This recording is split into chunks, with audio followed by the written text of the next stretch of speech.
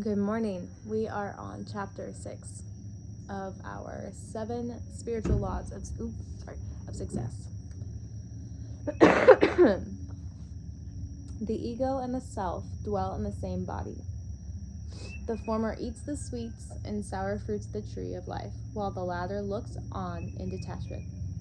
Mundaka Upanishad. 6. The law of detachment. The sixth spiritual law of success, the law of detachment, says that the way to acquire anything in the universe is to relinquish our attachment to it. This doesn't mean we give up the intention to create our desire. We don't give up the intention, and we don't give up the desire. We give up our attachment to the outcome. The moment we combine one-pointed attention with a detachment to the outcome, we will have that which we desire. Anything we want can be acquired through detachment, because detachment is based on the unquestioning belief in the power of the self. The source of wealth, or anything in the physical world, is the self, the field of pure potentiality that knows how to manifest everything. All we need to do is nurture our deepest intention in our heart and go with the flow. Detachment comes from an inner knowing that we are a pattern of behaviors of higher intelligence. When things don't seem to go our way, we can let go of the idea of how they should be. We know that in our limited awareness, we cannot see the synchronistic, harmonious patterns of the universe of which we and our intentions are a part of.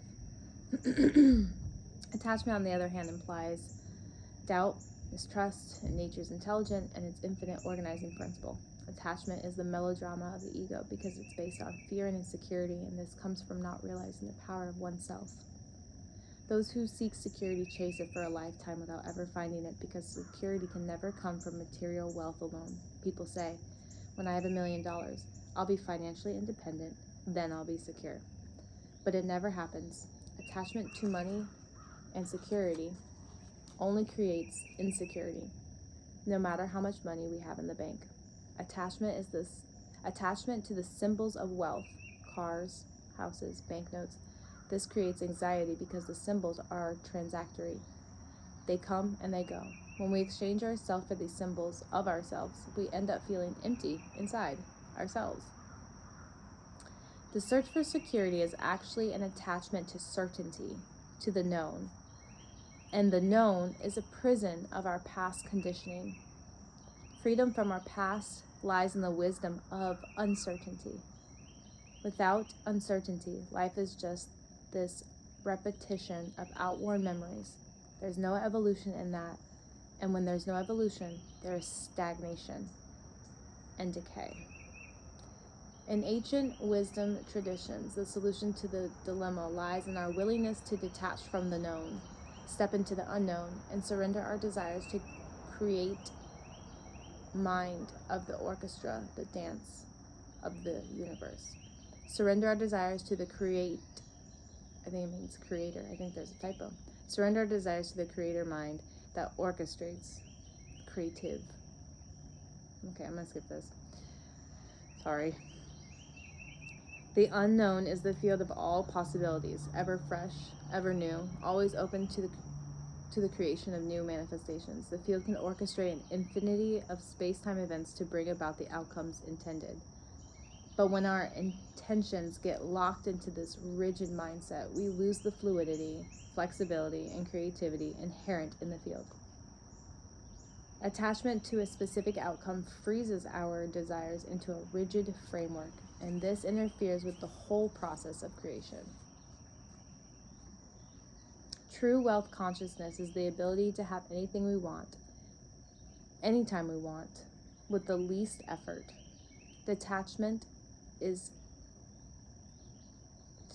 synonymous with wealth consciousness because we detach. There is freedom to create. Because with detachment, there is freedom to create. Just hold on a second.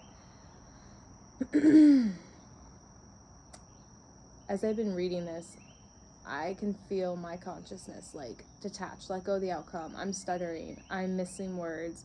Am I present? Am I just flowing? And I'm like, oh my Lord. Every time I read these books, whatever the chapter is about, it is completely for me in this moment, and I love it. It's a little frustrating, but I'm here. Okay. Detachment is synonymous with wealth consciousness because with detachment there is freedom to create. How can we create when we're clinging and grasping and full of anxiety? We don't need to have a complete and rigid idea of what we'll be doing next week or next year, because if we get rigidly attached to the idea, then we shut out a whole range of possibilities. The law of detachment does not interfere with goal setting. We still have the intentions of going in a certain direction, but between point A and B, there's an infinite possibilities. With uncertainty factored in, we might change direction if we find a higher ideal, or if we find something more exciting. When we experience uncertainty, we're on the right path, and it's the fertile ground of pure creativity and freedom. How can we apply the law of detachment? Begin with practicing detaching with involvement. Again, by practicing detached involvement. Here we go. Start over. How can we apply the law of detachment? Begin by practicing detachment involvement. I'm pausing wrong, and I'm not editing this video. How can we apply the law of detachment? Begin by practicing detached involvement. This means whenever you encounter a problem, you stay grounded in the wisdom of uncertainty while acceptantly waiting for a solution to emerge. If you remain detached, you won't feel compelled to force solutions on problems. This enables you to stay alert to opportunity, and then what emerges is something powerful and exciting. The state of alert preparedness in the present meets with your goals and intention and allows you to seize the opportunity within every problem you have in your life. Every problem is a seed of an opportunity for some greater benefit. Once you have this perception, a whole range of possibility opens up, and this keeps the wonder and excitement alive. Only by practicing Only by practicing detached involvement can you have joy and laughter. The wealth is created spontaneously and effortlessly. The word universe means one song. Oh. Your every intention or heart's desire is like a melody in nature's symphony. All you have to do is sing your song. A Rumi poem says, "I want to sing like birds sing. Don't worry who listens or what they think." If you can sing your song with that attitude, you are participating in the law of detachment, and nothing will be able to stop the force of your intentions.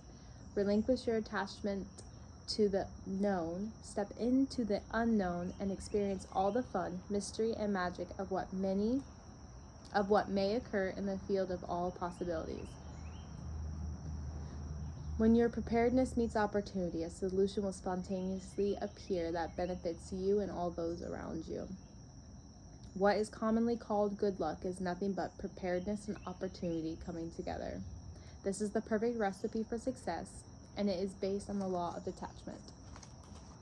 To practice the law of detachment, 1. Practice detached involvement. Stay alert to the opportunities within every problem by letting go of your idea of how things should be. 2. Accept unnecessary. Thank you. 2. Accept uncertainty as an essential part of your experience.